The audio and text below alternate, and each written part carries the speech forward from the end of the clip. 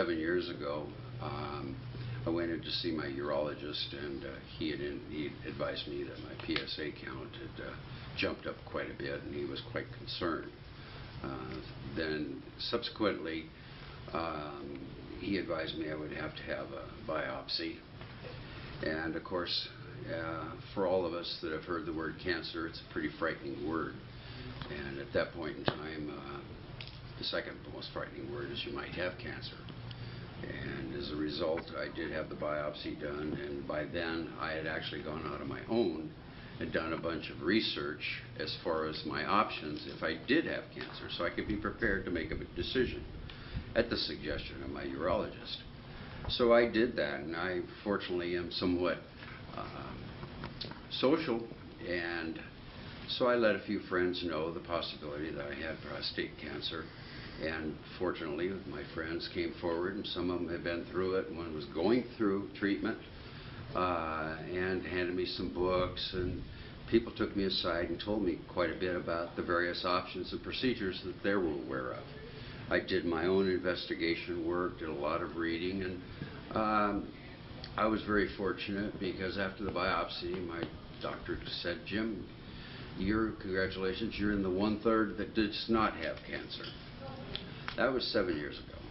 Well, this last year I wasn't quite so fortunate, because this time my doctor told me I did have cancer subsequent to the biopsy. So with that, I found myself much more prepared to make the decisions on treatment, and much more prepared to mentally handle it all. I wasn't as scared as I was the first time.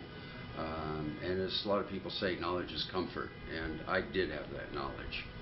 So this time what I need to do is to get brought current on the technological advances that have occurred since those last 7 years. Certainly the radiology procedures with direct beam radiation is a new phenomena, so I did research and interviewed the head of radiology at one of our local hospitals. Again, I talked to people in the medical profession. When a very good friend of mine and neighbor found out that I had prostate cancer, he had me over, and he had the seed implants done several years earlier with great success.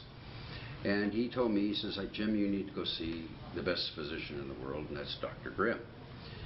Which I said, that's interesting, so I made a note. And then I was telling another friend of mine who lives here at Trilogy, who was the head of a large pathology group over in Seattle, that I had prostate cancer, and he said, "Jim, this is what you need to do, is to have the seed implant, and you need the best man in the world to do it, which is Dr. Grimm." I said, "Wow, that's interesting, John, because that's the second time I've heard that." And he says, "Well, didn't your urologist recommend him?" I said, "You know, truthfully, I was so numb I didn't even look at the referral card." So I went home, looked at the referral card, and there it was, Dr. Grimm. I had the procedure done at the surgical center over in Paulsbo, which was quite amazing. My wife and my best friend, who came over there as our driver, we left the surgical center, and we went to a restaurant next door and I ate lunch. I mean, that's unheard of. And then after that, we went back to the hotel, which is over in Paulsbo. You have 3 choices, and one is the Clearwater Casino Hotel, which is where we stayed. I took a nap for 3 hours and got up, and we went in and played machines. I mean, I just had major surgery. And I played machines for 3 hours. We went and had a big buffet dinner, came back, played for a couple more hours, and like every human being, I got tired and went to bed, slept through the night. It was great. In terms of pain, the needle that Dr. Grimm used is so fine, which accommodates seeds that are almost no bigger than your hair follicle. They're so tiny. I had no pain from where he actually inserted the needle. I mean, there is no pain from this.